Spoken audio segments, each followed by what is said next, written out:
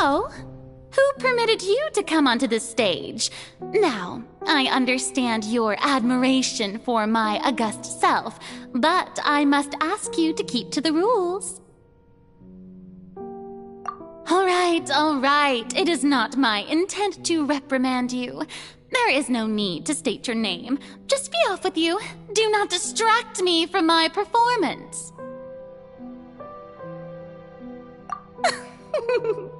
Oh, do not jest. Can you not feel it? I am Focalor. The eyes of countless Fontanians are upon me. I must, at all times, display the utmost elegance and nobility.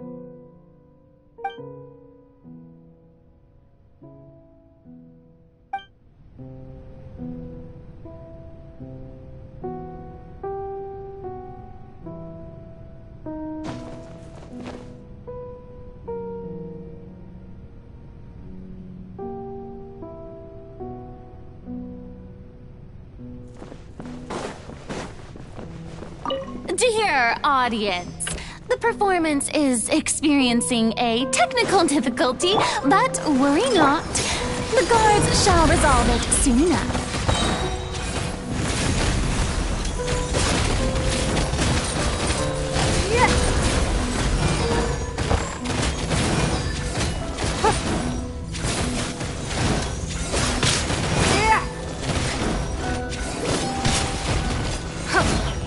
Don't waste my time. Give up.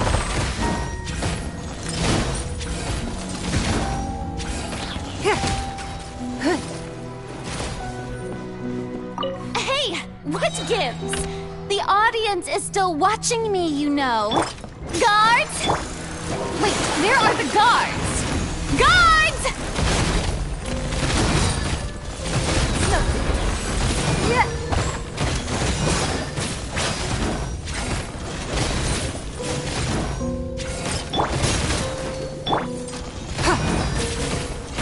Give up.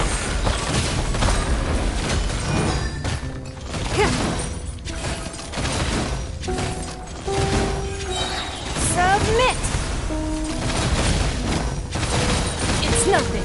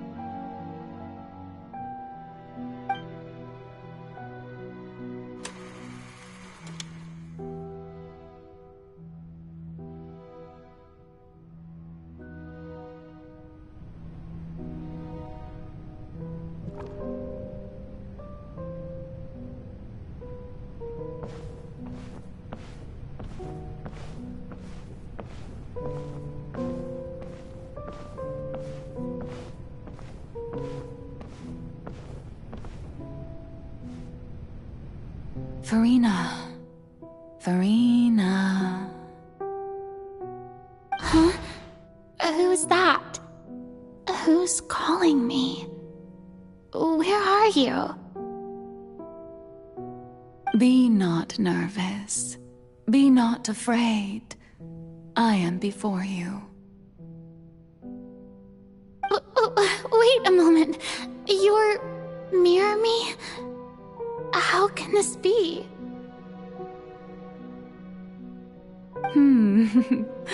Mirror you, huh? You know what? That's not bad. Let's go with that. Mirror me. What do you wish to say? The prophecy. Have you heard of it? What prophecy? Oh, wait. I know. I think. I don't know why, but it's in my head somehow. The people will all be dissolved into the waters, and only the Hydro Archon will remain, weeping on her throne. Only then will the sins of the people of Fontaine be washed away. Oh, very good. You know it well. What's going on? I can't seem to remember anything clearly. The only thing I know for sure is this prophecy. Will it really come to pass? Yes, it will. And that is why I've come to you. Disaster will come to Fontaine sooner or later. Things will develop just as the prophecy declared. There is no escaping it. But doesn't that mean everyone will die? I'm a Fontainian just like them. Will I dissolve too?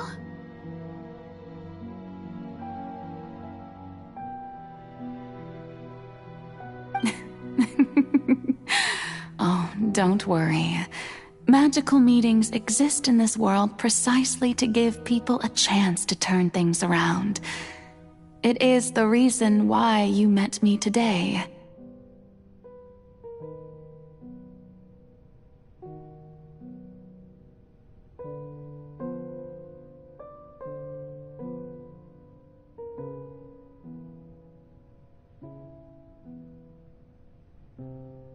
I will tell you how to save everyone, but you may have to suffer somewhat. Oh, so there's still hope after all. Goodness, you frightened me. You spoke so much and with so much certainty. As for the suffering, well, I will admit that the first thing that came to mind was, why do I have to be the one to suffer?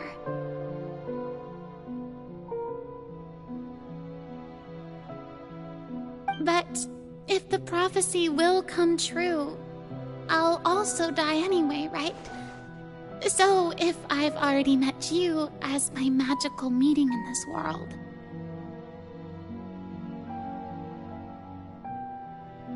if there were scales, with all the people of Fontaine on one side and my pain on the other, is it not obvious where the scales should tilt?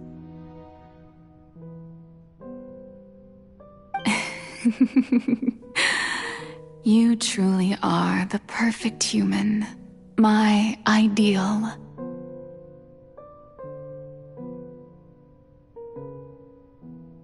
I suppose this would also be the justice that belongs to you.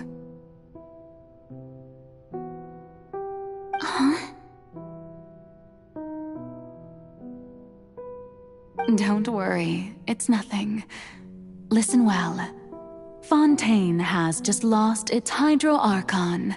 I need you to play a role, that of the new Archon. Play as a god? That's right. You must begin a never-ending masquerade. You must never let anyone suspect your identity. If you can keep it up, then I shall have my way of defying this prophecy. But should your identity be revealed, then all hope will be lost.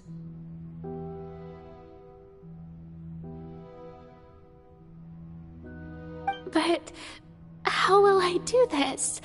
A human assuming the role of a god without being exposed. Don't worry. What you must do is not to turn yourself into a real god. You simply need to play the role of a god as humans imagine them to be. Being a human yourself, I'm sure you already know what such an entity would be like.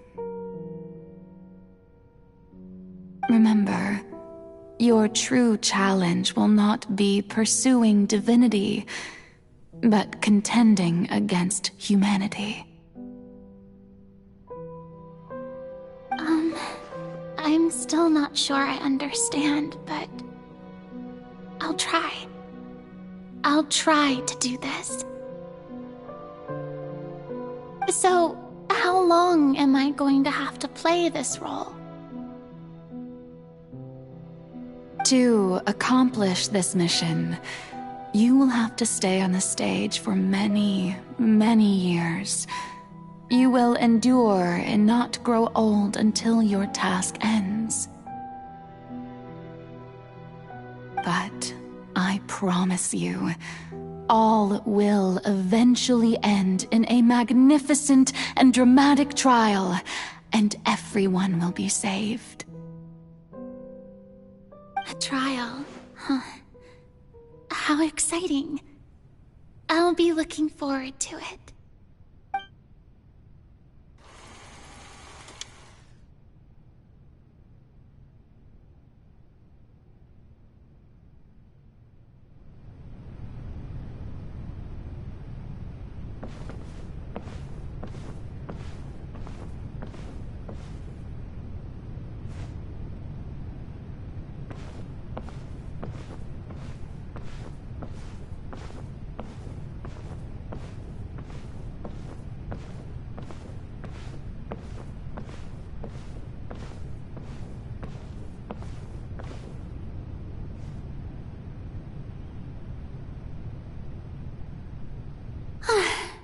The Maison Cardinalise has announced my accession, but this is my first time facing the people.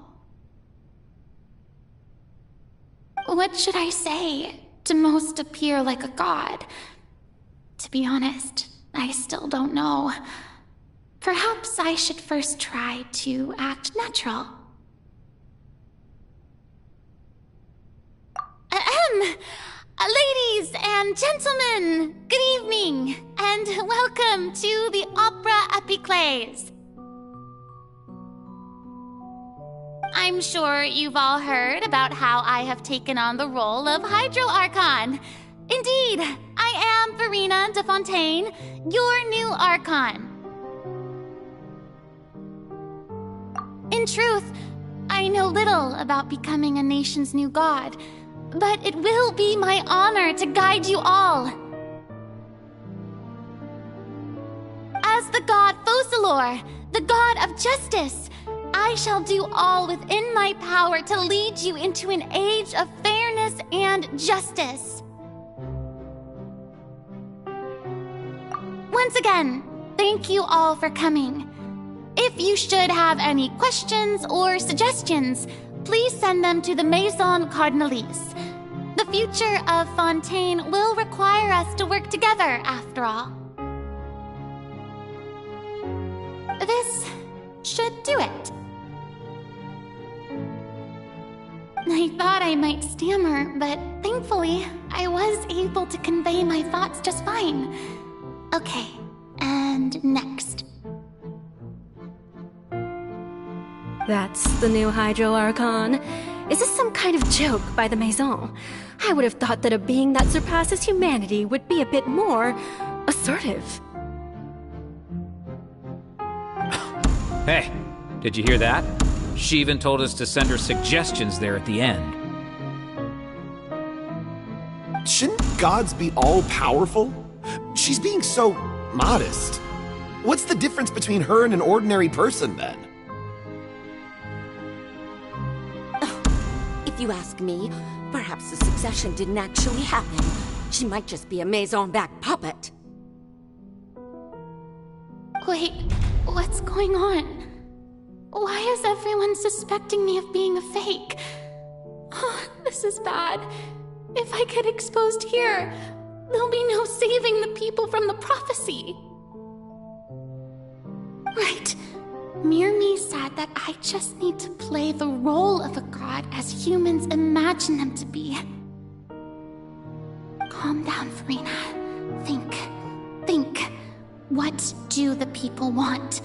How would they imagine a god to speak and act? Assertive, with a strong sense of presence. One who can dispel all doubt. That is the character I'm fated to play.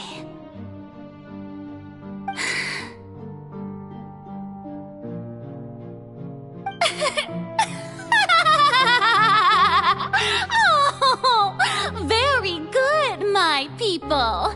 Only ones such as you are deserving of my rule. Now, I was wondering if some weak puppet were to one day come onto the stage and claim ownership of this opera house, would the children of Fontaine follow them? Well, it seems that you would all see right through them. Having passed my test, you are qualified to witness wondrous trials alongside my august self, here in this opera house. You may consider my previous act a door gift of sorts. I thought it was a debut that suited the atmosphere. Now then, let us be reintroduced. Ah, so that was just a performance. How could I have forgotten that we were inside an opera house? Her personality. It's quite shocking, to be honest, but I suppose it's a better look than before. Such a fascinating and bold deity. How wonderful! Our future may yet be bright after all. It seems I've turned them around. Best follow this flow and restart my accession speech. My dear people, whether you acknowledge me or not, whether you trust me or nay, I say to you, keep faith in your ardor for justice. We have heard it said that this nation's sins can no longer be washed away. Well, I say that justice is most fragrant when it blooms amid sin. No, this won't work. They'll suspect me again. I must play the role that they want me to play. No, this won't work. They'll suspect me again. I must play the role that they want me to play. No, this won't work. They'll suspect me again. I must play the role that they want me to play. The scales of justice should not weigh heavy in the hands of its god. On one side, it must carry fairness and justice. And on the other, praise and applause. May law be the prayer on our lips. May judgment be our worship.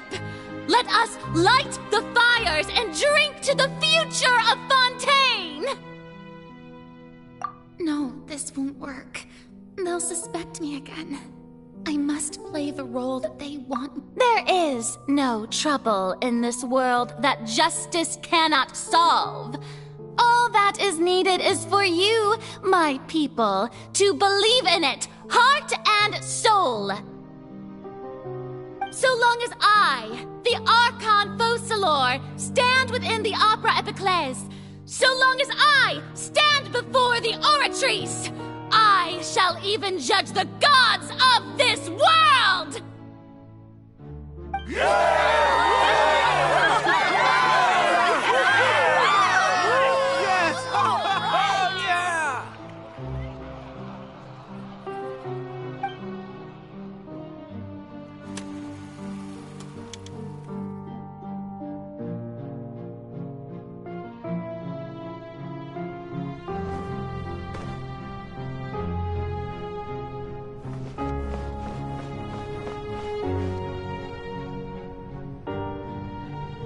Lady Farina, here are today's case reports, as well as a summary of the follow-up for your perusal. Come now. Was I not just at the Opera House in person? Leave these kinds of things to Neuvillette. Besides, none of these trials were the one that I'm looking forward to the most.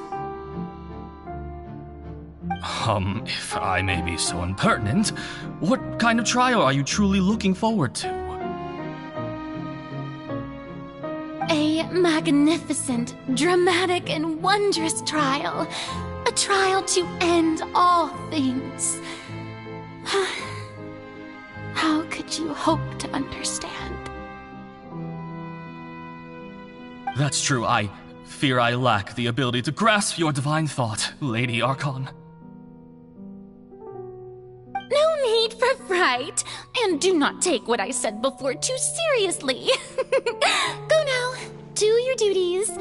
The trial I await. It will come one day.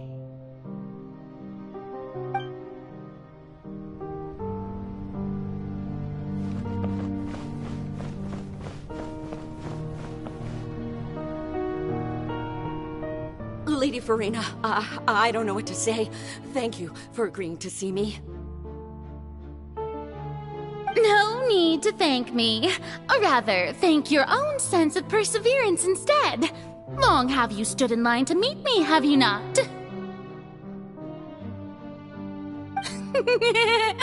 Oh, I'm afraid that's just an inevitable consequence of my divine charm. All right. Deuteria, is it? How is your son's illness? You remembered me, and you knew of my family, too. He is doing much better now. In fact, he is far more of an ardent believer than I. He was the one who forced me to seek an audience with you, and to bring your words back to him. Oh, good. Very good. If this should happen again in the future, please do not hesitate to come and tell me. Going down to citizens' homes every so often, while not usual practice, should serve as a fine change of pace. You're such a gentle and wise god.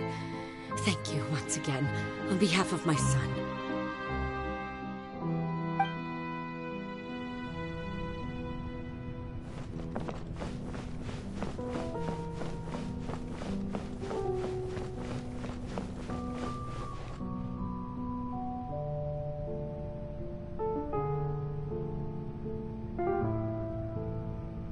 Lady Farina, here are the latest hydrological reports. As for the specific parameters you asked to take note of, I'm afraid things still don't look good. I see. It's as I thought, then. As your god, I did already expect this, but I wanted to see how far your human wisdom would allow you to analyze it. All manner of signs indicate that the prophecy will still come to pass. Forget it. That's not something you need to worry about right now. Well, as I understand it, the Fontaine Research Institute is also trying to find a way to counter the rising water levels. Really? Have they found anything? I'm afraid that they haven't found any effective solution thus far. Oh, is that so? Well, no wonder. This issue has reached the realm of the gods, after all. Still, their spirit is praiseworthy.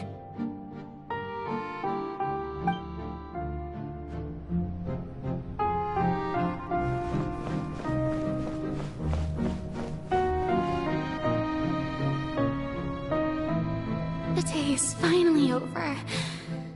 I haven't had a moment to breathe this whole time. But it's good to see that everything's getting on track.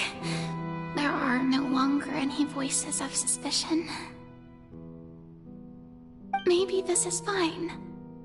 I just need to keep going, and everyone will be saved.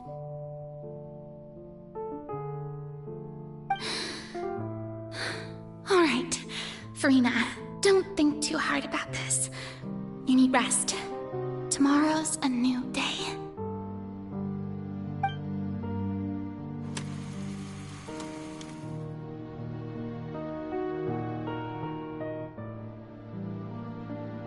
Lady Farina, here are the new trial reports for the latest cases, as well as a summary of the follow-up. There'll be no need for that. I've seen them already.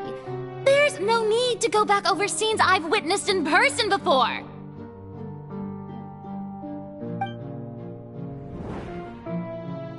Lady Farina, I've waited so long for this chance to see you in this manner. Indeed, my dear, loyal citizen. This joyous moment is an honor for us both.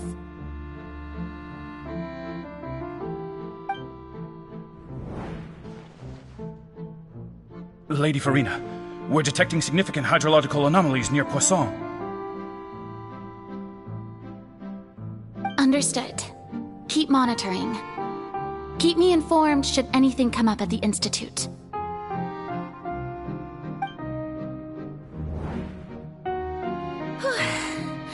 I don't think I let anything slip today. I must show the people that there is nothing to worry about. I just don't know when these days will end. I feel utterly exhausted. Best to rest early today, too.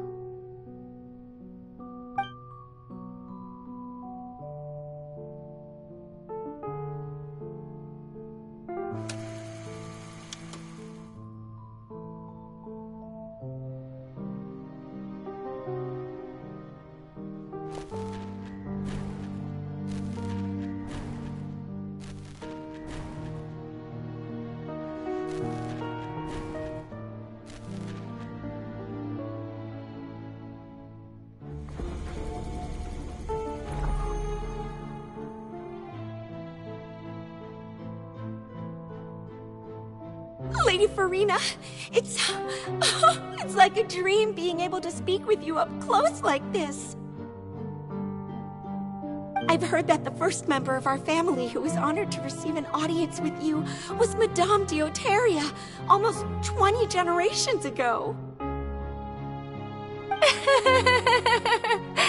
And what a fine family yours is indeed. It brings me great joy to meet such a faithful believer, a descendant of a line most ardent. Surely you exaggerate, Lady Farina.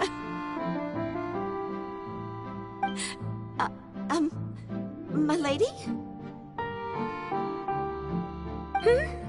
What is it, good citizen? Oh, are you crying?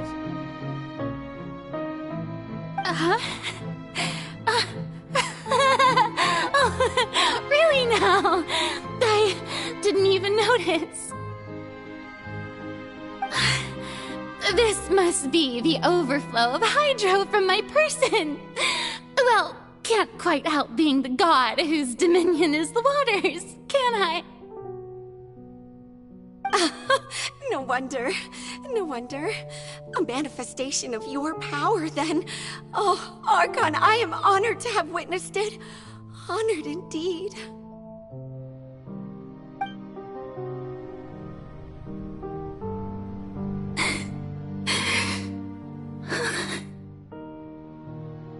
So interminable.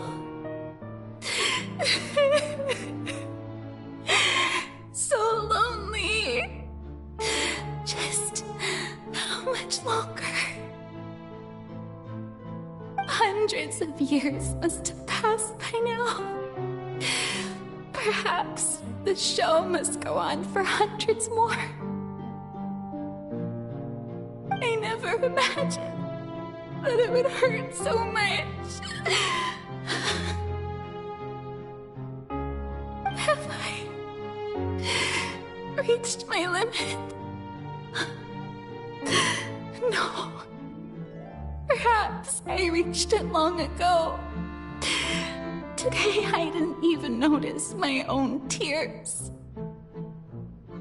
I want to tell someone, anyone, about this. But would that not destroy all I've done so far? I've conducted so many investigations across the centuries. But there's not even a sliver of hope that we might break the prophecy. All I can do is keep heart. I must maintain this act. And it's the only way to save Fontaine. Please, mirror me. You have to succeed.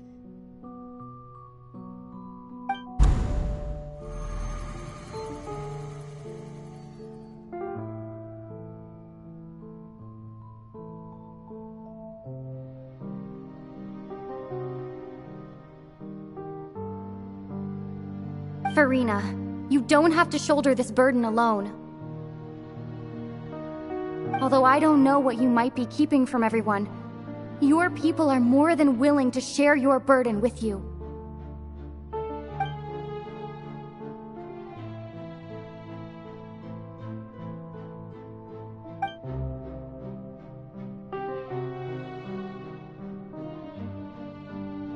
Share my burden. That's impossible. It was fated right from the start that this would be my duty alone. But even if your burden doesn't need to be shared, you can still choose to confide in someone. Just share it with me. I'm what you'd call a witness. A witness? Yes, I've heard that you came to Tevat from beyond the stars, yes. In other words, you never belonged here. And if Tevat is, in its entirety, a show on a stage, then you're just a spectator, aren't you? If that's the case... She's right. I could confide in her, couldn't I? But if things don't play out as expected, the people of Fontaine will be the ones to pay the price. No, Farina. You shouldn't be selfish.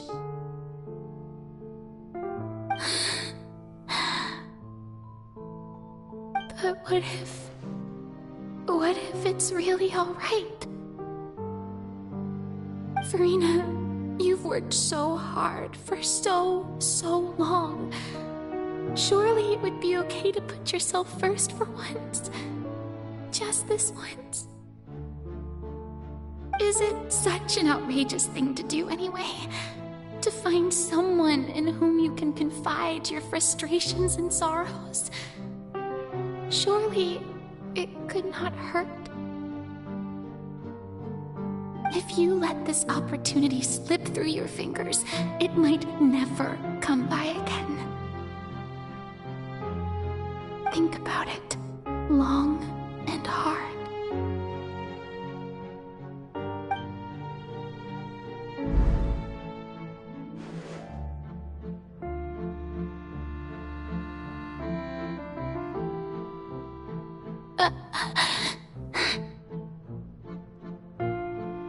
No, I have nothing to say. I am Farina, the Archon of Fontaine. Everything will surely get better. All you need to do, dear spectator, is to witness my performance until the curtains fall.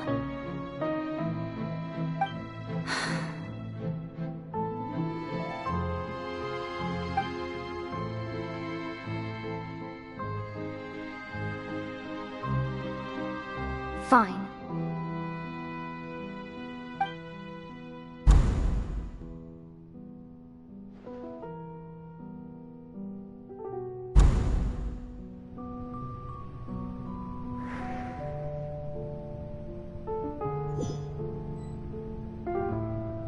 So even Farina doesn't know the truth? You've never once let her in on the full plan? Yes, it had to be done. To deceive the heavenly principles, you must first deceive yourself. She did very well. If she had let her resolve falter even once in these 5 centuries, Fontaine would have been doomed to the most tragic fate. It seems that trusting humanity was the right decision after all. I believe that I understand how your deception works, but that is only half the truth, is it not? How would you build on this foundation to save the people of Fontaine? That is the most important thing. Ah, good. Of course, the Iudex of Fontaine has pinpointed the crux of the issue. I'm sure you've long sensed that the Oratrice is no simple machine, yes? I've always suspected that it had its own consciousness, and Linny did mention that he heard a human voice within the core chamber. It now seems that that person was you, hidden within the machine all along. Am I right? And then I became one with the Oratrice, taking Fontaine's gnosis with me. Yes, it would seem so, wouldn't it? Alas, your understanding of this device still lacks sufficient depth. In truth, it is no enactor of justice. It is, in fact, a device created to kill the god of justice. I beg your pardon? Oh, you have it. And to be more precise, not only will the Oratrice take down the god of justice, it will also take down the divine throne upon which she has been placed. I mean, did you think I would be the sort to enjoy peaceful repose while Farina suffered? My work over these last 500 years has been to constantly accumulate indemnitium within the Oratrice. But really, some have already discovered that only a small fraction of the energy generated by the device was ever used to provide power to Fontaine. The vast majority had to be, accumulated to enact this death sentence. It was all part of your plan then? Both the trial and the sentence? Indeed.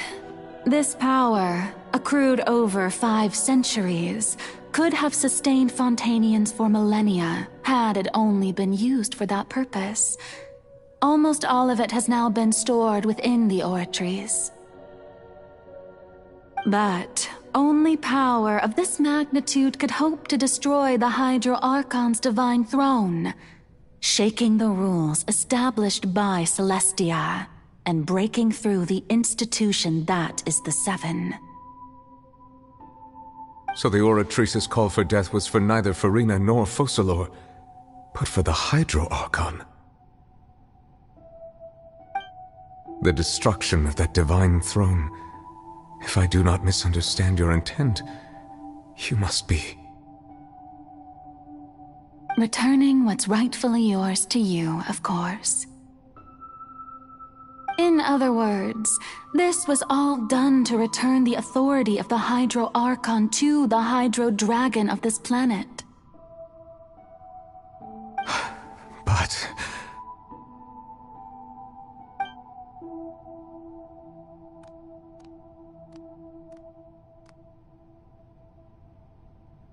Oh, what? Getting sad again, are we?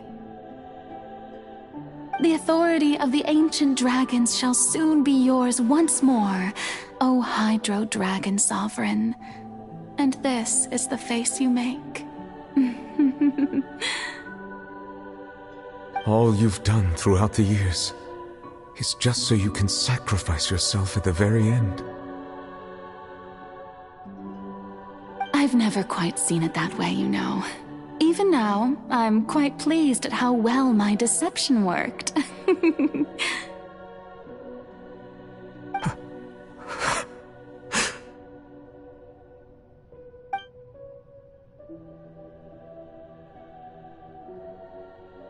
Hydro Dragon, don't cry.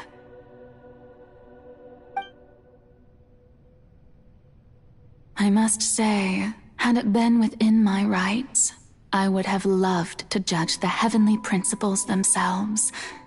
Were they not guilty of essentially the same crime?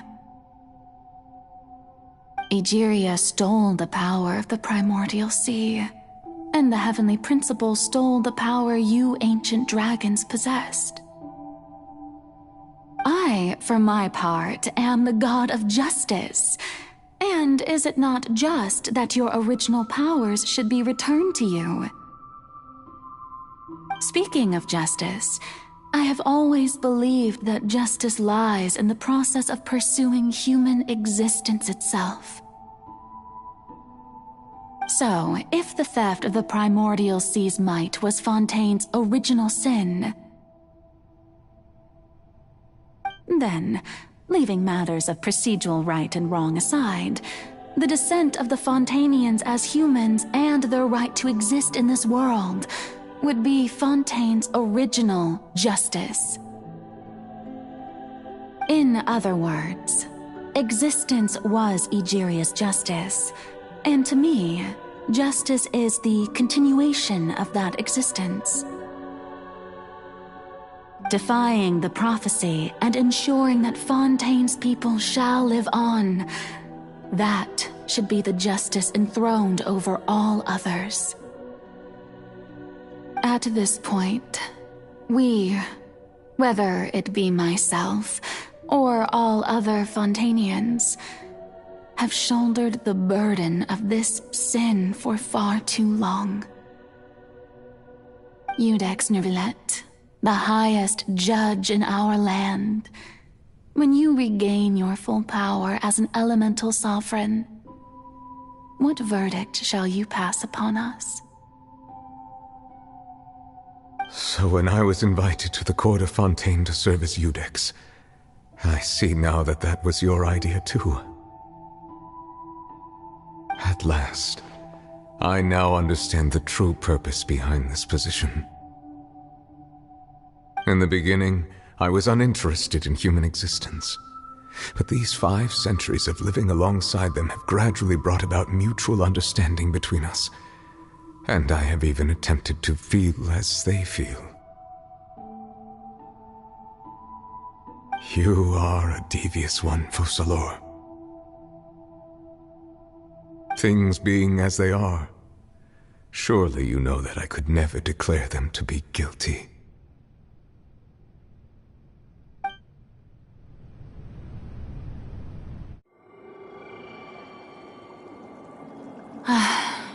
The hour of my execution is almost here. For the sinner, the curtain call has come. I know I may not sound it, but faced with death, I find myself a little afraid. Perhaps this is one thing both gods and humans have in common.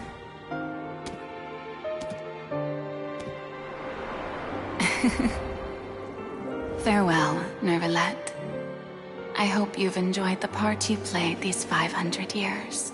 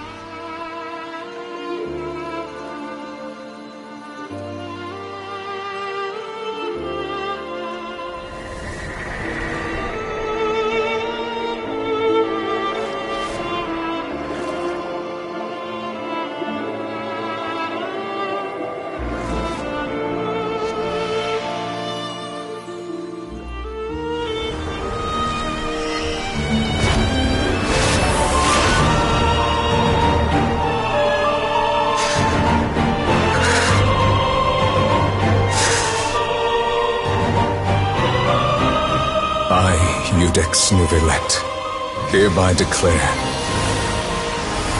people of Fontaine, your sins are forgiven.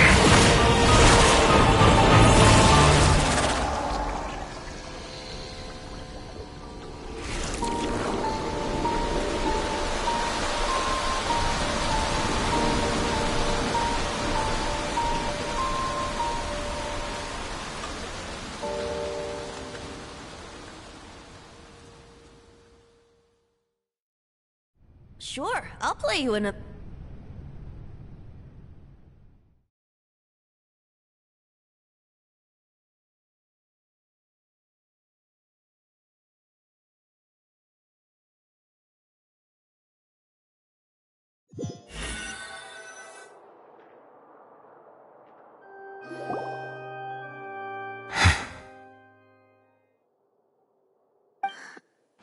What just happened? Has the death sentence been carried out? Was that bright light some sort of misdirection? I have a feeling that something huge just happened. But since we're all still alive and haven't been dissolved, I assume whatever happened was good for us. It's time to end this. We must mete out punishment to that beast. Didn't you say just a moment ago that it can't be defeated? I have gained the strength sufficient to deal with it. Through certain means, I now have the ability to separate the power of the Primordial Sea from that creature. We should seize the opportunity to pursue our quarry. Traveler, now that the oratories can no longer function, I require an executor to help me mete out justice. The root of the calamities befalling Fontaine, the beast that enacts the prophecy, its name is the all-devouring Narwhal. Come with me, traveler. The hour of execution has come.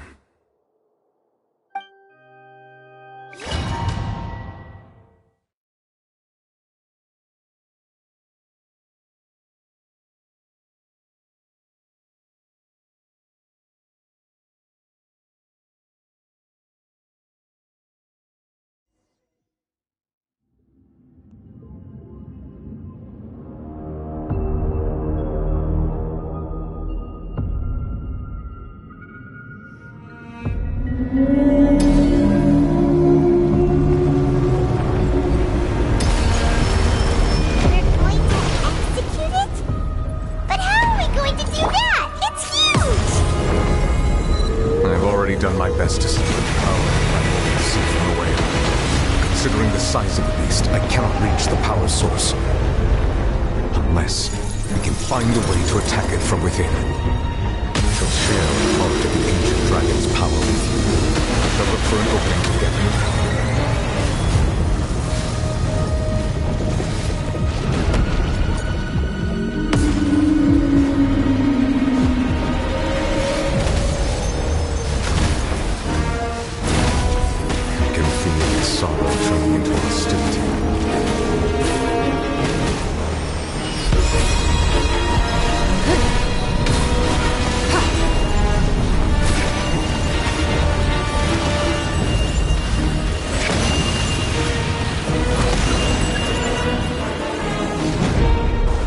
Don't waste my time. The all-devouring narwhal cannot resist its instinct to devour. Continue to trigger its hostility. It will present itself.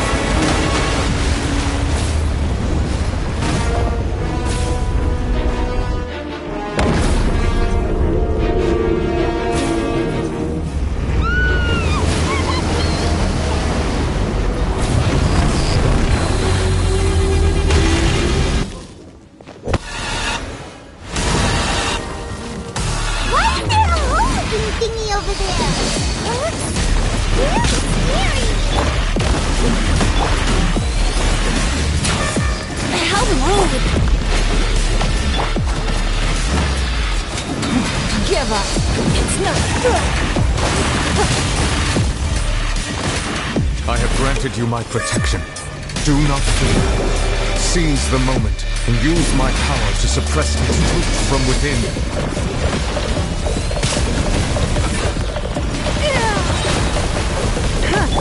Let the show begin. Your life is mine.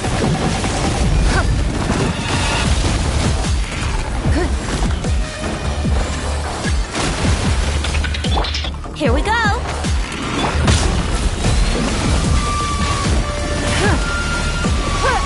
It's nothing.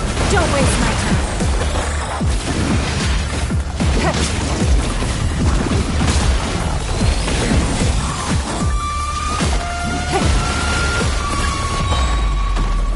I'll protect us.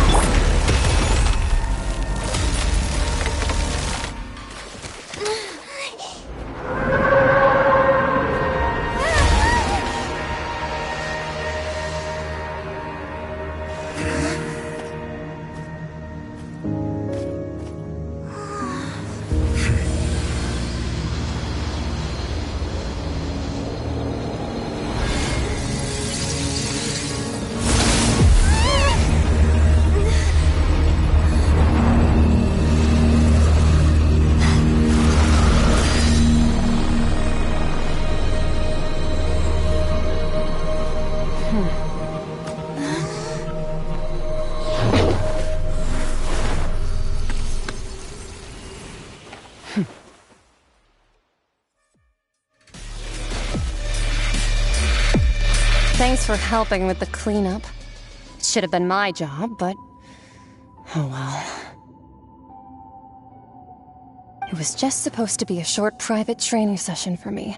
I didn't think that my disciple and my master's pet would start brawling in the meantime. Well, actually, I had a feeling that it would happen at some point, but they bumped into one another earlier than I thought. What a blunder. I suppose I'll have to swing my sword 3 million times as penance. That power. Who are you exactly? Paimon has an idea. From what she said earlier, she must be Child's master. Skirk, right? It's just that he gave us the impression that she was the less talkative person. I simply did not have anything to say to the weak. But you, on the other hand, managed to defeat the all-devouring narwhal without using power from beyond this world. So you may speak to me as equals. I have to agree. It's a strange use of a planet's primordial waters just to raise an all-devouring narwhal. That kind of power is wasted on it. It's not cooperative. It eats too much. And I have more important things to do with my time than pet sitting. The only thing that creature has going for it is its looks. All in all, it fails as a pet. Miss Skirk? I think you might have missed the point. The point being? Well, being that this pet almost destroyed an entire nation. So what sort of person is your master? Well, child's master's master. Wait, is that right? Oh, right. So you don't know him. Sorry, I assumed you did. His name is Sertologi. Huh? I am unfamiliar with that name. Huh. So Master isn't sufficiently famous. How should I describe him then? Have you heard of the name The Fowl? The Fowl? Still nothing? Well, how about the Visionary? Vetterfalnir then? Or Gold Rhindaughter? Ooh, that one we've heard! Rhindaughter's part of the Hexen Circle. She's Albedo's mom, right? Oh, so you do know that name. To be honest, I also heard all of those names and titles from my master. I don't actually know them either. But I suppose you understand now, yes? My master is likely a similar sort to Rhindaughter. They are both pursuing some form of perfection. Wait! Didn't you also mention a visionary person? Paimon didn't quite catch their name. Actually, never mind that. I believe it expedient to inform you that the all-devouring narwhal used up nearly all its strength fighting you. Such roiling hydro energies will prove difficult for the planet's deep seas to digest. As such, the fontaine back on the surface has most likely been thrown into chaos. In other words, the prophecy that you've been fretting over should now be in full swing. What?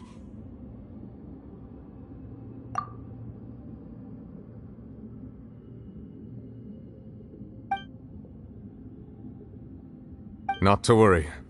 Focalor has already managed to deceive the heavenly principles.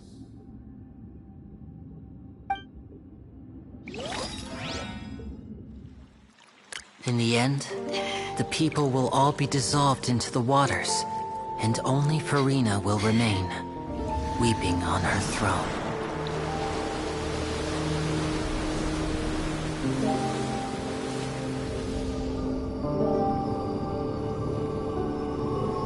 Only then will the sins of the people of Fontaine be washed away.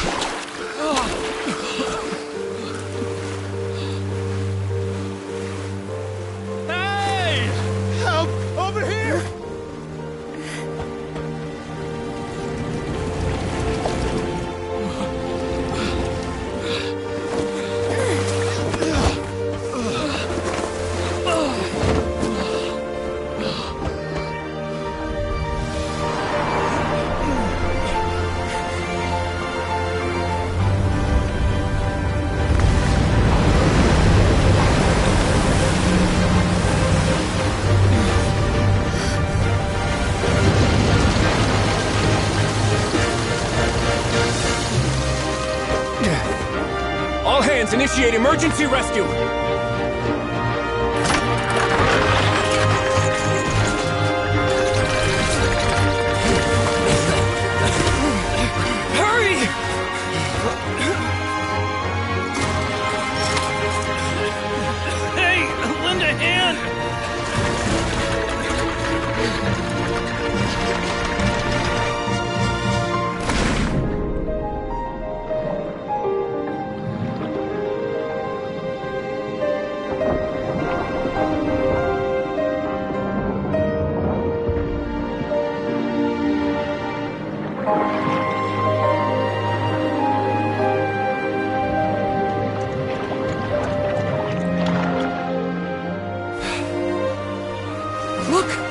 is receding! It's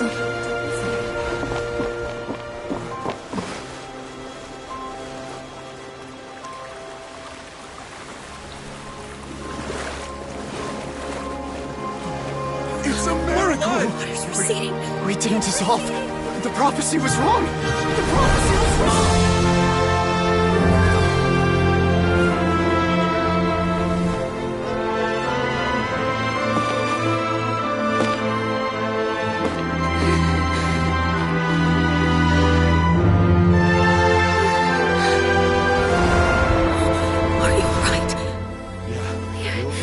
We're saved! The prophecy was wrong.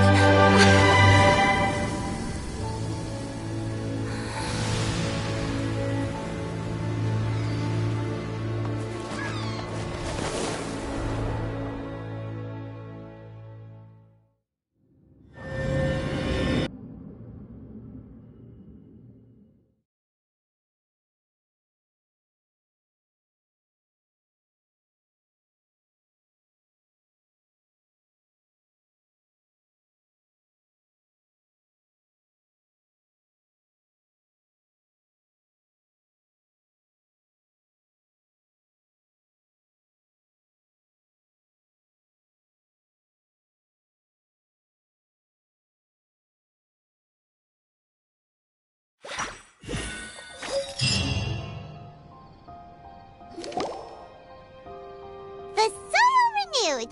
The Spina attacks post-disaster rebuilding.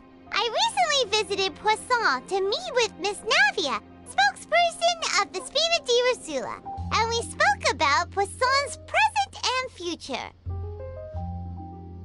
Old soil can still give birth to new bloom, Miss Navia stated.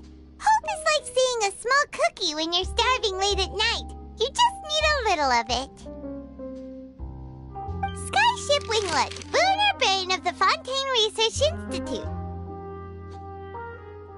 The various disputes that have arisen on account of Mr. Edwin have suddenly become a shield over the Institute, with Jurier turning out to be a once-overlooked hidden gem. People always call the first researcher mad, but few know what to call the second. And should that latter person achieve a miracle, they would find it all the harder to find a word with which to classify him and his team. Wow! Paimon barely recognizes the people in the reports. Are those really Jurier and Navia? They sound like real big shots. What do you think? Pretty enthralling, huh? The Steambird's idea was pretty simple. With the disaster just having passed, we would print a free edition packed to the margins with good news to calm people down. The value for these big scoops lies in their inevitable follow-ups. We'll publish further reports and go into the stories behind those people. Edwin's assistant, Jurier, created a true flying ship, while Navia is leading people in the reconstruction of their home. I'm sure that these stories could draw even your well-traveled eye. Paimon's curious too! Wait a minute. Didn't we watch everything happen from start to finish? What's there to be curious about? And that's exactly why I'd like you to come conduct interviews with me. You're the best incubators of news, if you haven't noticed. And also, with you around, I'm sure I'll get to see that Duke. Are you sure? Hasn't he turned you down several times already? Oh, this time will be different. Come on, let's head to Poisson first, and then make a trip to the fortress. There are some things you'll only know when you get there.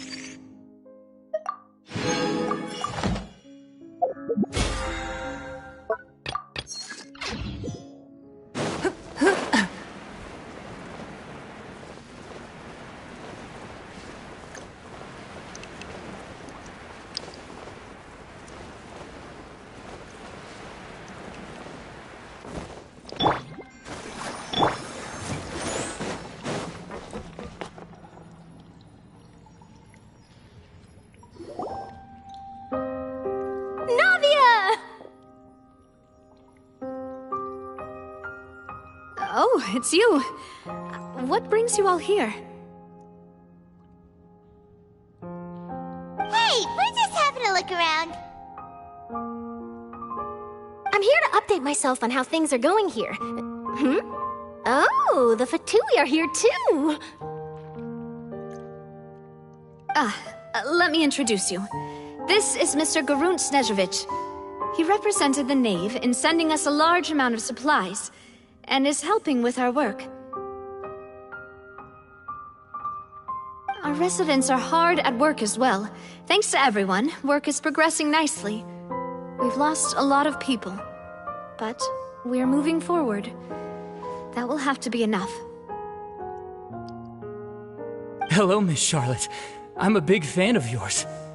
I especially like that article you wrote last year about Fontaine's stray cats. But if you don't mind, could you not emphasize our role too much in your report? It's not charity we're doing here.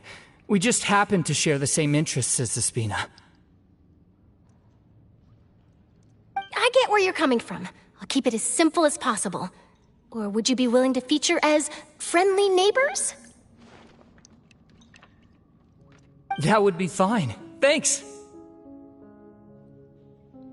Oh, you're back too. How are things?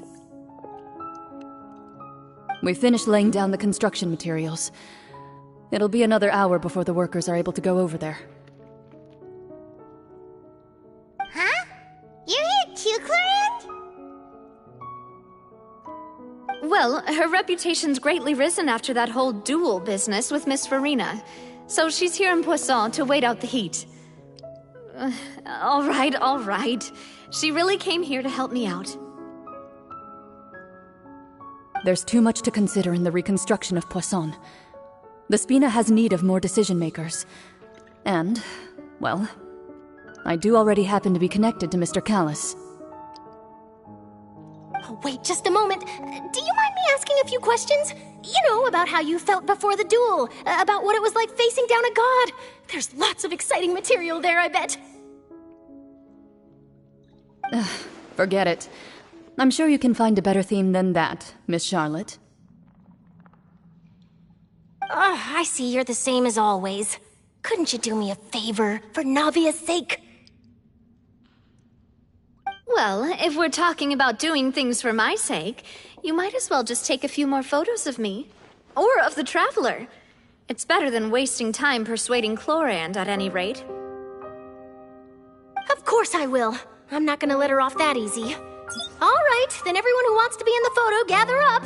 And smile.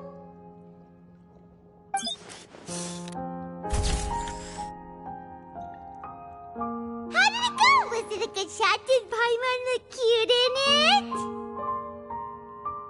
Not bad. Your addition really helped the composition of the picture. All right, hang on a moment. Let me snap a few more shots.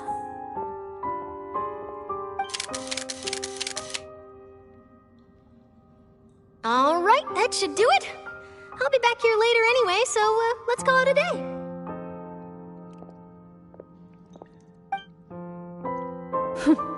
You're very quick. Speed is of the essence when it comes to the news, and freshness is the key. Also, not to brag, but I'm pretty good at building connections. Who knows? I might eventually get that interview with you after all, Miss Clorinde. Wow, you really do have that never say die spirit. I'm impressed. I'll hazard a guess that this is how you got that interview at the Fortress of Meripede. Whoa, you're well informed. Let me make a guess too. I asked Sijuin, who told Monsieur Nervillet, and he told you, right? That's a very complete information chain. In truth, all Monsieur Nervillet asked me was, when did the fortress become so friendly towards the media? I told him that it was best not to speak too soon. There's no guarantee that Ridsley will make a personal appearance. You're right. I've got to treasure every moment I have with them. In which case, I'll be making a move first. Stay safe now. And tell me if you hear anything interesting. I'll treat you to afternoon tea in exchange.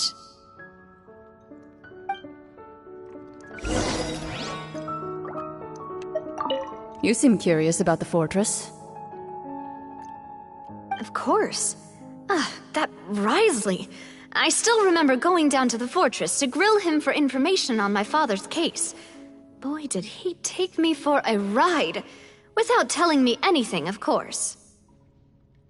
But he did invite you to tea, didn't he? 2 large pots of it, in fact. It was good tea, though. I have to agree. The tea there is very good. Speaking of that, would you like to have some today? I mean, you've got time, right? Well, I'd be partial to some shortbread. Wow, it's like we've got a menu or something. Sure.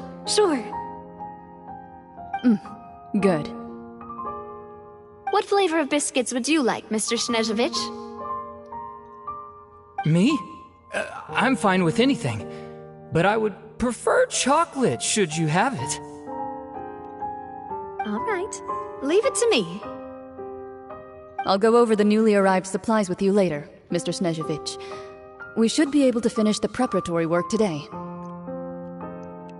That works great for me. Is it just me, or did you get a new lipstick? I did. It was a gift from Sijuin. Want to give it a try? I think the color would suit you, too.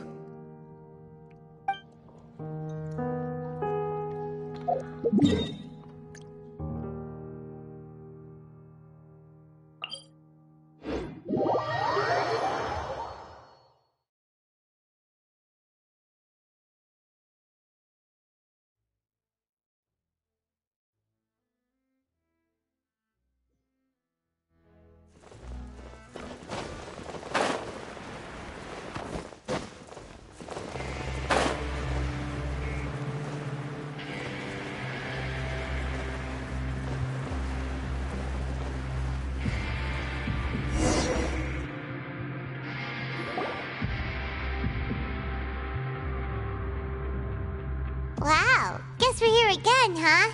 There's a real nostalgic feeling to this place. Looks like you've been missing us. Duke! Did you come all the way to the entrance to greet us? Of course. I'm here to welcome you and our dear Miss Charlotte, whom our good head nurse recommended to me. It's an honor to finally meet the much-rumored Duke! Thank you for consenting to my visit to the fortress, sir! No need to thank me. But that said, I shouldn't be the focus of your interview. I trust you recall our agreement? Of course, of course! All right then, this way.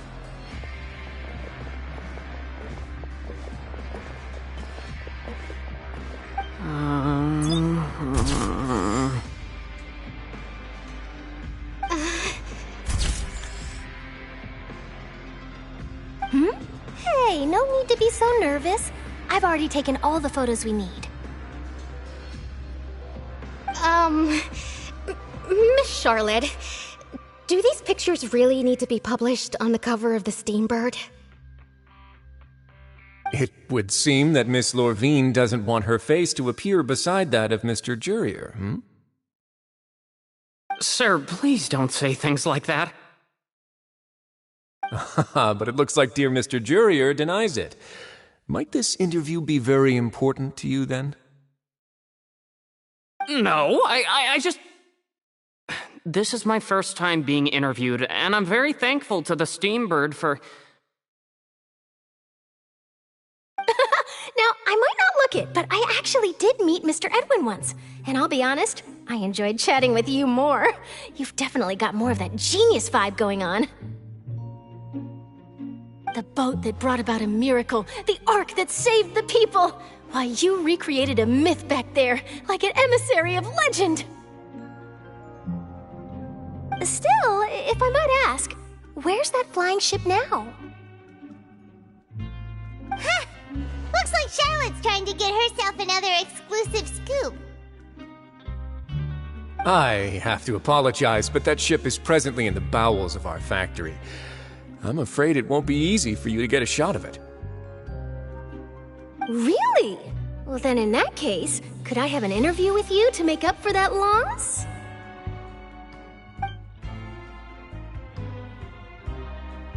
You already know my answer, I'm afraid. Best you interview our head nurse instead. Or perhaps you'd like to take another photo of this couple of researchers? Did you really have to use the word couple? Well, then, 2 solo photos will do. Is my hair messed up? Please, someone help me have a look. Things sure are getting pretty lively here. We've seen this kind of thing before. Oh, seems like everyone's here. Would any of you like to try this new drink I came up with? Ah, Sigewinne. Hey, Miss Charlotte. Why don't you, take some pretty photos of our head nurse? Sure. Come on, Miss Sigewinne. Over this way. Let's find a brighter spot. Huh? Sure. Do I have to smile? So, how have things been at the fortress? Same old, as you can see. Fontaine's undergone some changes, but this place is still more or less the same. Other than that flying ship, it got a tad too much attention, I think. That's why I decided to let the interview go through. We should direct more public opinions toward the behind-the-scenes heroes. Am I right, Mr. Jurier? Miss Lurvine? You're too kind, sir. I believe that you too should have your day in the sun. Not that you would want that, which is a pity. I'll just leave the spotlight to you two.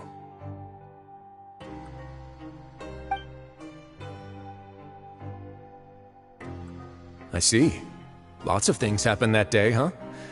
Anyway, regarding that Harbinger, I'm not sure you remember, but his 3 young followers are still waiting for his return. He sure did win them over, huh? I'll tell them that there's good news and bad news. The good being that their boss seems fine, and the bad being that they must face extended sentences for abetting his escape.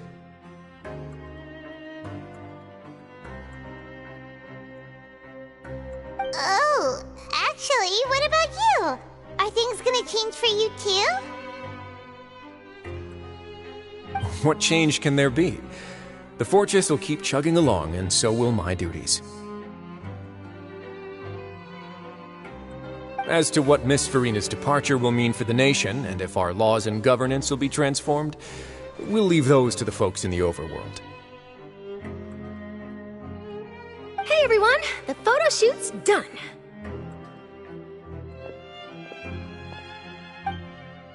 Good. In that case, let's call it a day here. Thanks for your cooperation. Come on, Traveler, let's go. Till next time, everyone.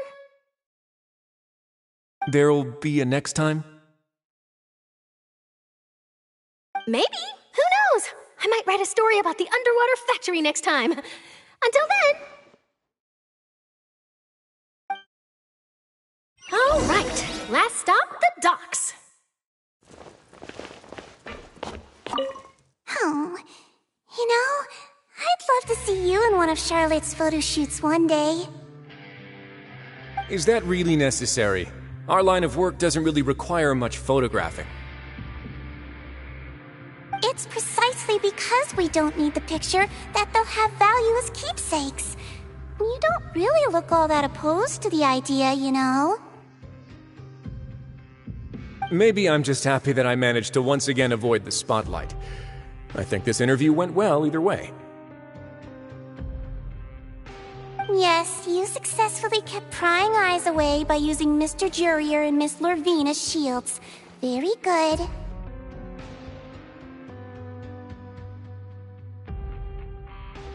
You should be happy for them. They have a bright future ahead of them.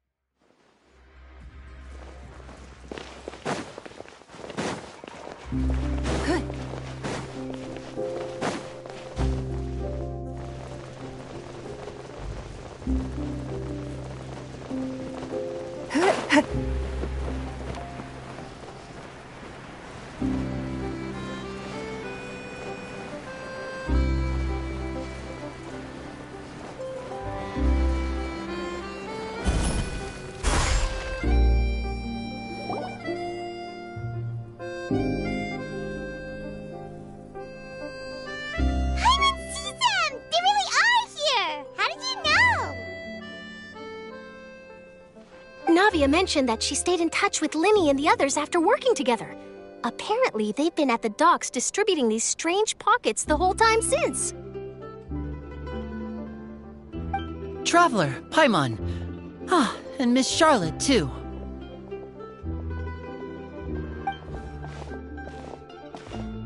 Would you like a magic pocket? What sort of gadget is it?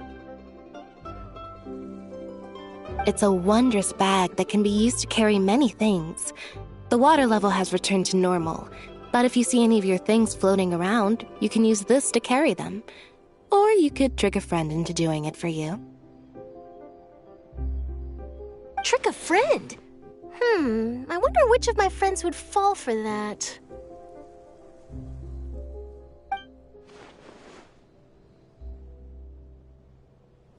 You could just make a friend like Fremine here. Isn't that right, Fremine? Is this what you meant by, I'll help you make some more friends? To be honest, that sounds pretty sweet. Could I have your contact, please?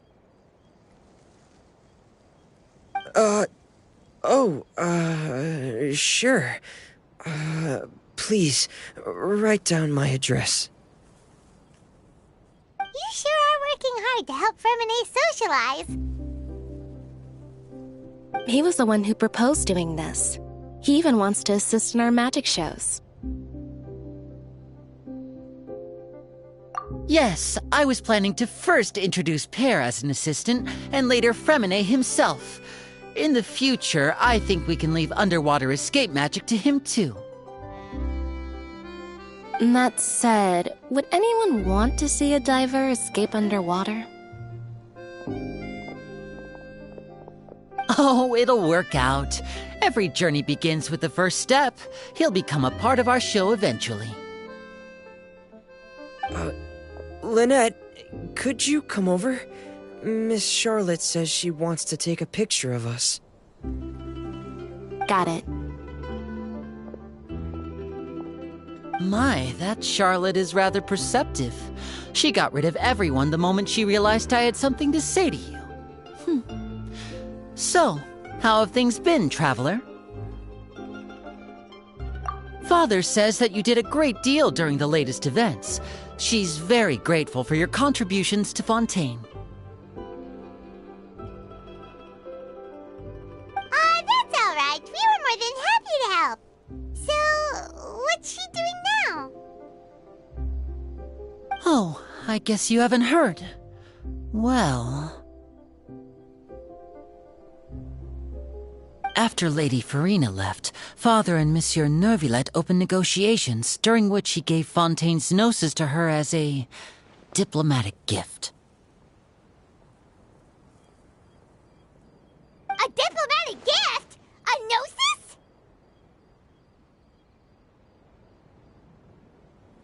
Yes, I was quite surprised at first myself. But when I thought it over, there were actually a number of things going for it.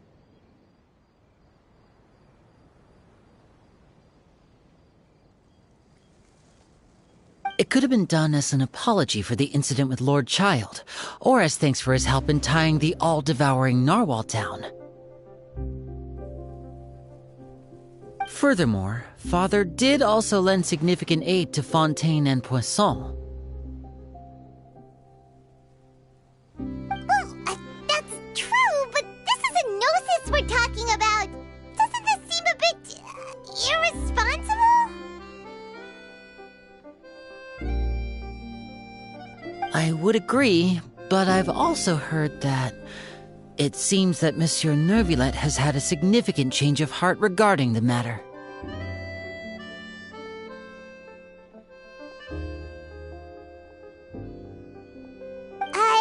So there's some reason for this that only Neuvillette knows about? I suspect you'll have to ask him about that yourself. Yes, speaking of which, I did see him strolling around the entrance to the Fortress of Meripede a while back. Isn't he real busy and stuff? Paimon didn't think he'd have the time for that. But back to the topic. The gnosis was given to the knave, right? What about Child?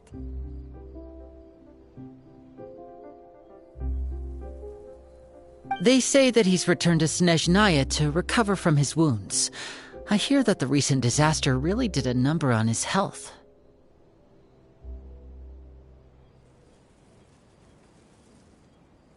That's true. When you think about it, we've had loads of run-ins with the Fatui. To think we'd be allied with them this time. So shocked by such a simple switching of sides?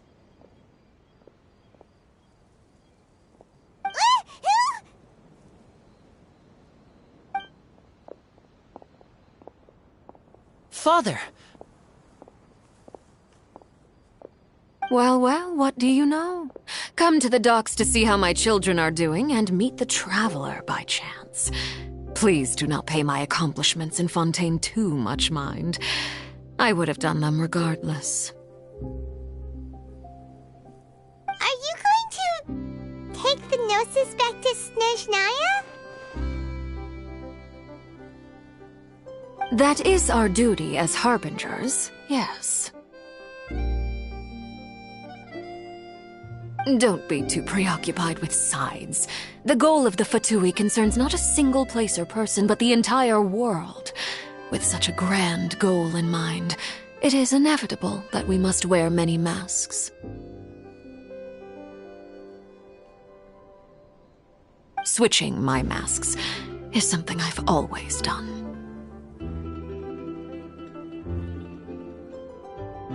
Well, that depends on many things.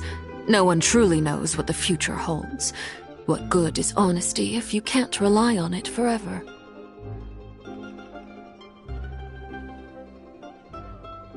As for you, I very much look forward to our next collaboration. Good things cannot be achieved alone, and you've proved yourselves to be great partners. A vision? All right. I'll remember to return it. Thank you for keeping it safe for him this entire time.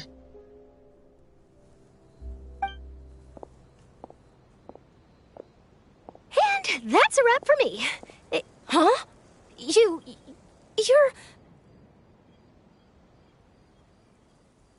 Greetings, Miss Journalist.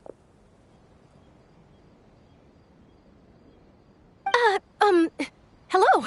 If I'm not mistaken, there are diplomatic channels I'll need to report to take a photo of you. That is correct. So forgive me, but I will not be able to serve as a subject in your article. However, feel free to write as much as you'd like about our dear magicians and our upcoming rookie talent. I will. The sea breeze is quite pleasant. I shall continue my walk while the weather remains so agreeable. Farewell. Farewell, Father. Oh, she has such an intimidating presence. I didn't even dare to take a picture. Thankfully, I've already wrapped up all my pre-scheduled interviews. Thank you all. This'll be more than enough for me to write about, I'm sure. Don't be too nervous. Why don't you take a magic pocket before you go? Here, Traveler, Paimon, you take one too. To move things about?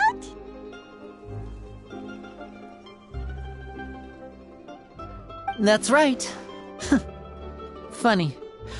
I was giving out magic pockets when we first met too. And what do you know? I'm doing the exact same thing right now. So many things have happened, but the pockets are still the pockets. I guess this must be life. We will all follow our own paths, and serendipity will lead you to your fated friends. All right then. We'll be handing out pockets in some other districts later, so we'll get going now. Have a good day, you two. Well, guess we sent Charlotte off. Shall we go see how Neuvlette's doing? As long as he's not so busy that he doesn't have time to chat anyway. One more story to add to my collection.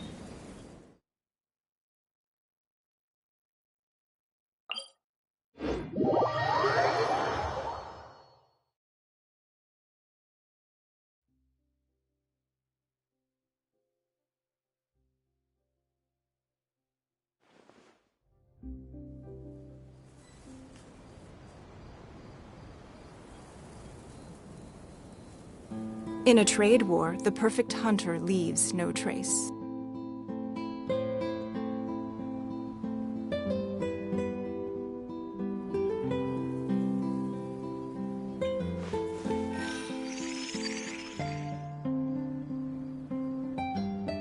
Seems like the stories here never have a happy ending.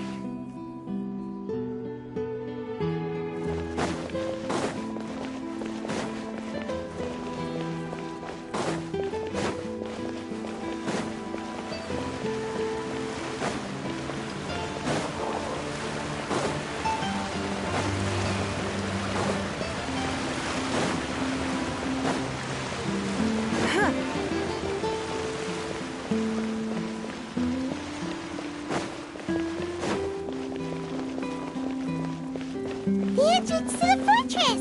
Ooh, he really is there!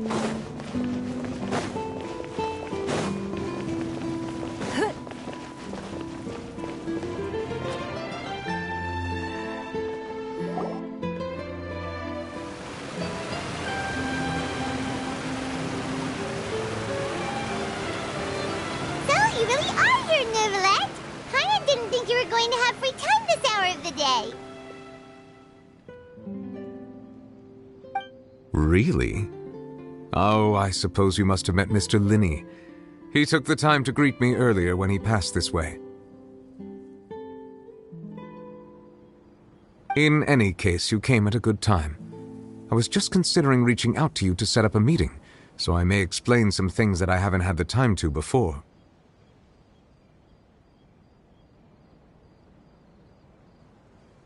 Aw, Paimon's glad that you remembered. Thank you for keeping us on your mind, what with you being busy and all.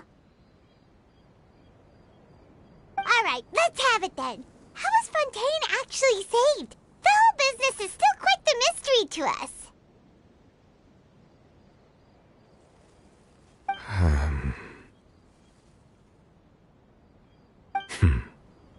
It is strange how words can often leave a bitter taste in the mouth when it finally comes time to say them out loud.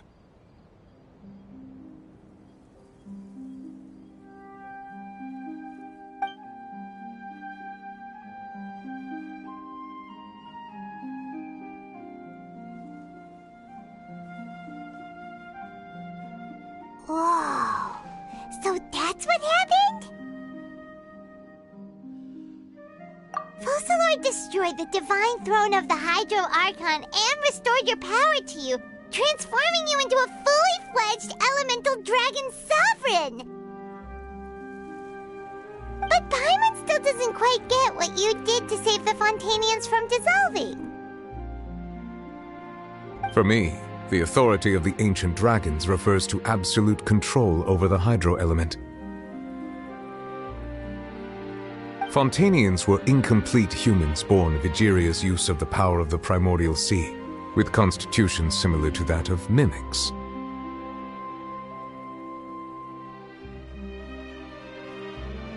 But so long as those primordial energies remain within them, I could use the ancient dragon's authority to grant them true blood, after the fashion in which life was first brought into being on this planet. In other words, when I gave my verdict, Fontanians became true humans, and thus would naturally no longer be dissolved by water from the primordial sea. Fossilor must have counted on you to make that decision as well.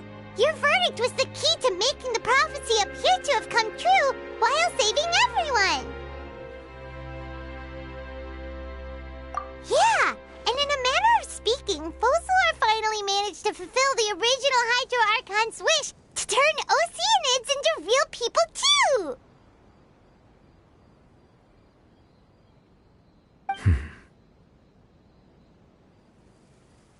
It seems from your expressions that you still have more things you wish to ask. Ask away. I will tell you the truth as I know it.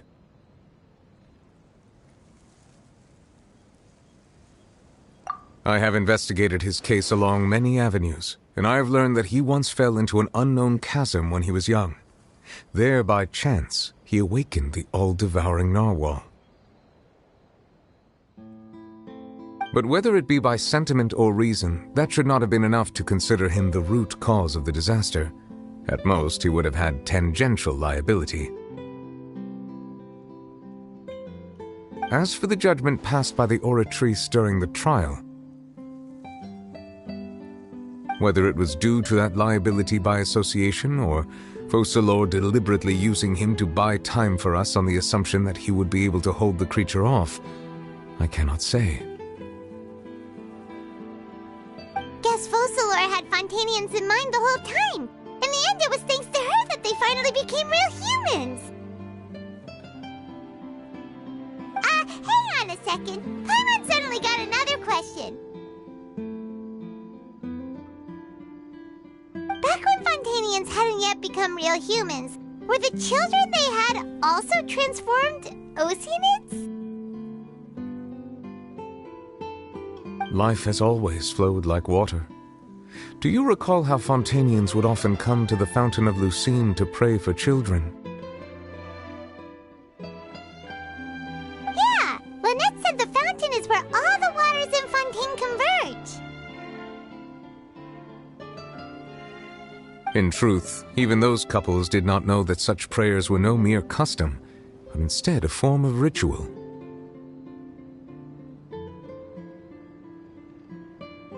Those Oceanids who were blessed within the spring water would later descend as new humans in the coming months. Paimon sorta gets it now. Either way, seems like this ritual won't be of any further use, but it'll probably live on as a local custom. Ask away. I will tell you the truth as I know it.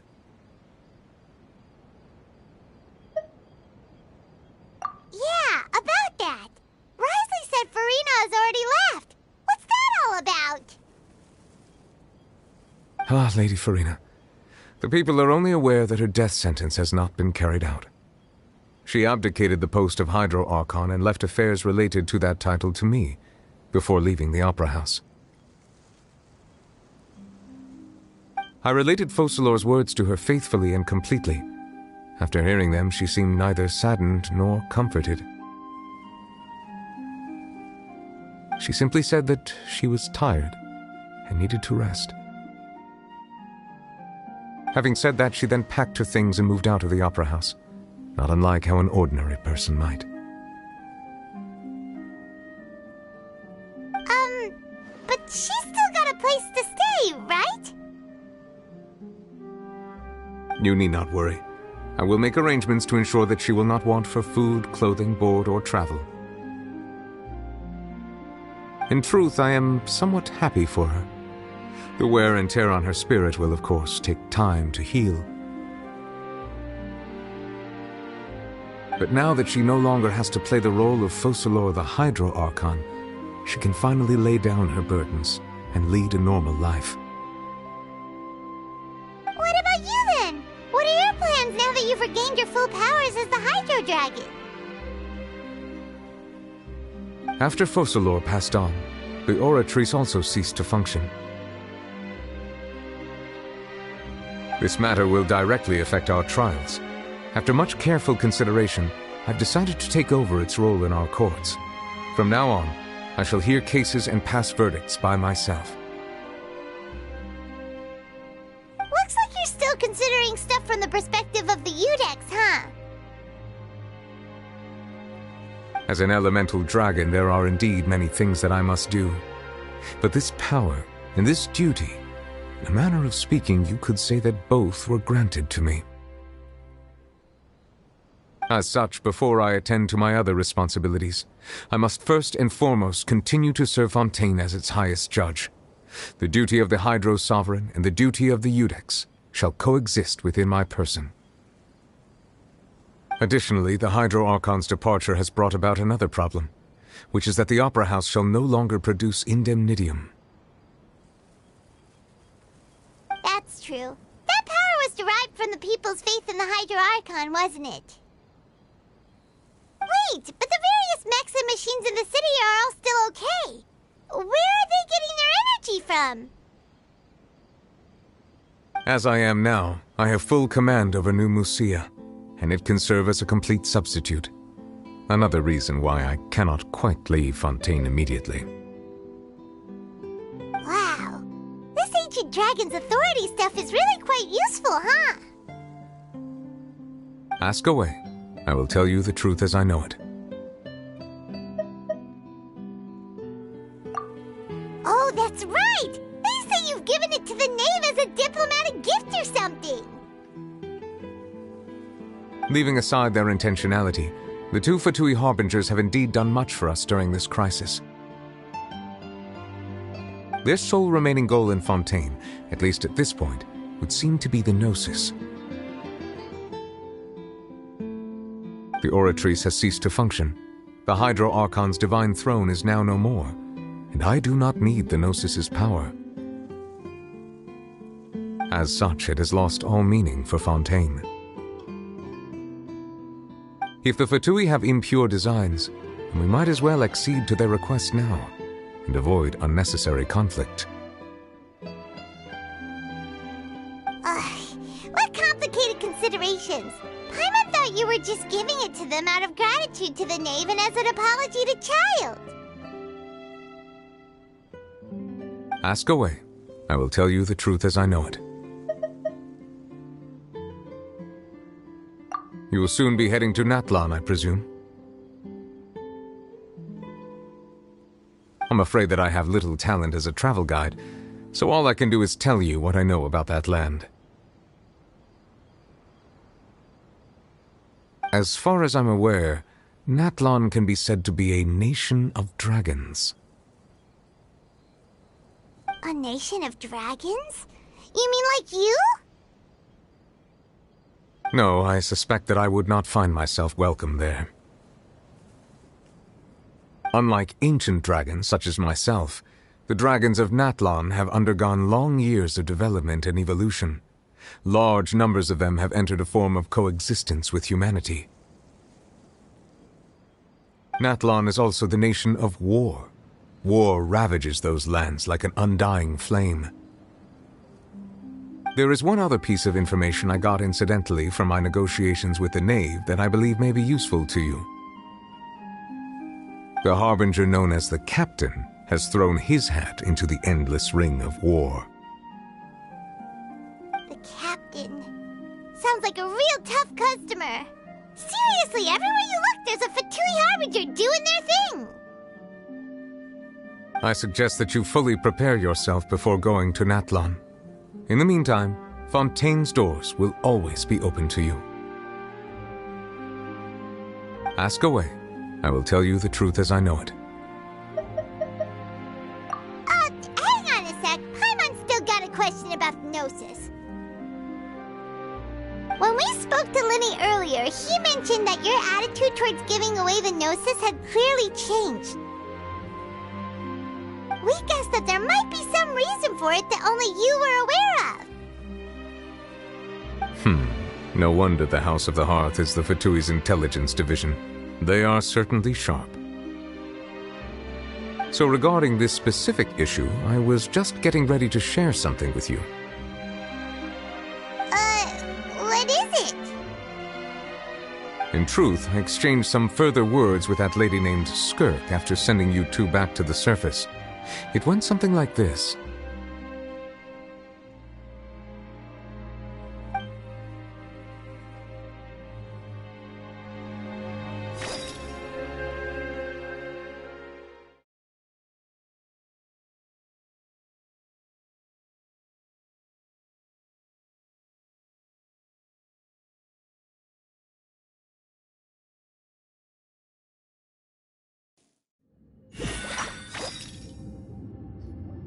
Well, we're going to head topside to see what's going on. You hurry over soon as well, all right, Nervalet?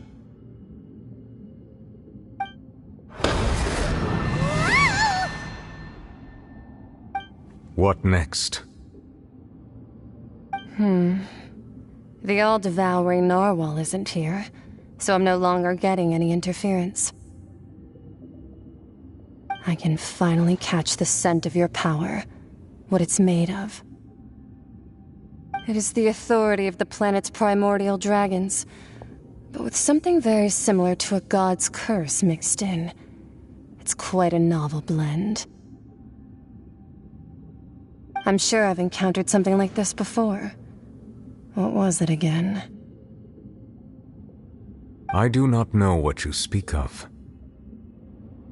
Of course. How could I forget? You should have the remains of the third descender on your person, yes? Remains?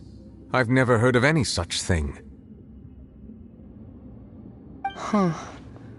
According to your parlance, I believe it may be called a gnosis. Well, that much is true. After Focalor's divinity faded, she handed her gnosis to me. But I fear I have never heard of it described in the manner that you just did. I've been training with my master, the Fowl, ever since I was young, and I have never returned to the surface since. So most of the information I possess, I got from him.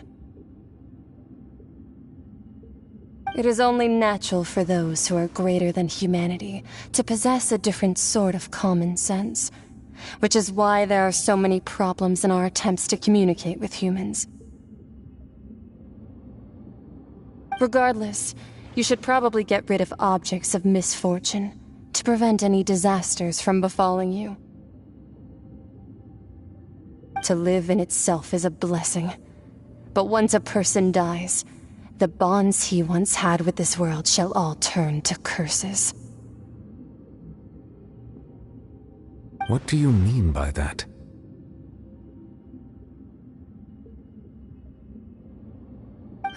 No need to fret. These are just my personal thoughts, and my reason for no longer wishing to return to the surface. This third descender you refer to, who are they? And when did they die? Master never mentioned them to me. Perhaps it just wasn't that important for me to know. If you're interested, though, I could ask him.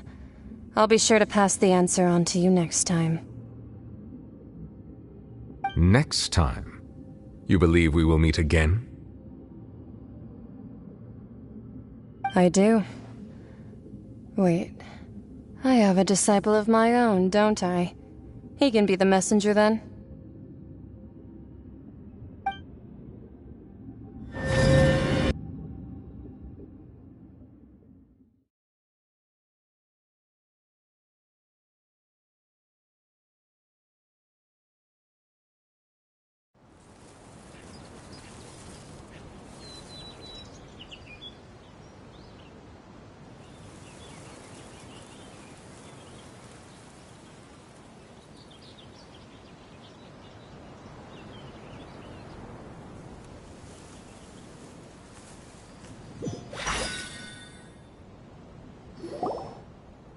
That's what she told me.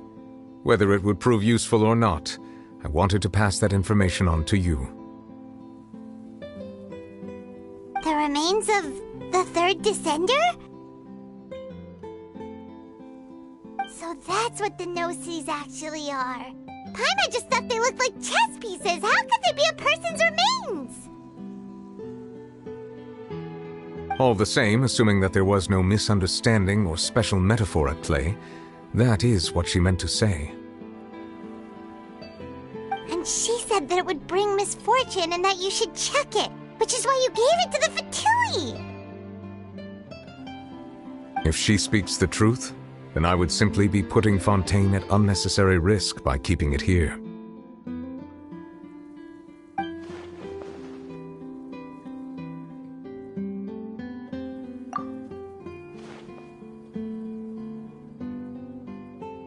I had guessed that you might already be familiar with this concept, but I did not expect you to be one of them.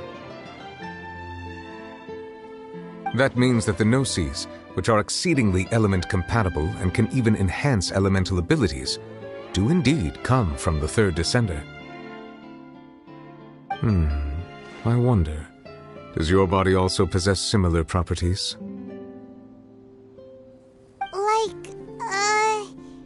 Like being able to use elemental powers without a vision! That does sort of count as special compatibility, right? No, let's not think about this stuff right now. It just feels creepy. Comparing the Traveler to the dead third Descender and all. That's what you say, but this topic still feels like bad luck. Once Child recovers, let's get some more answers out of him. Or go look for his master and get the answers that way.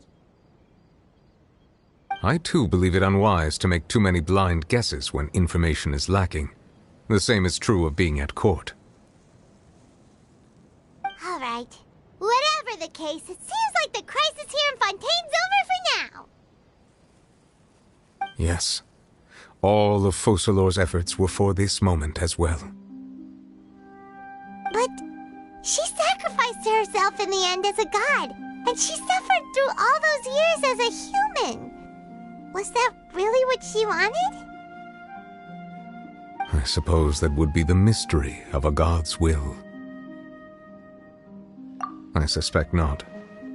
But once in a while I too would guess that if wishes were like the clouds in the sky, they will one day return to the earth as raindrops.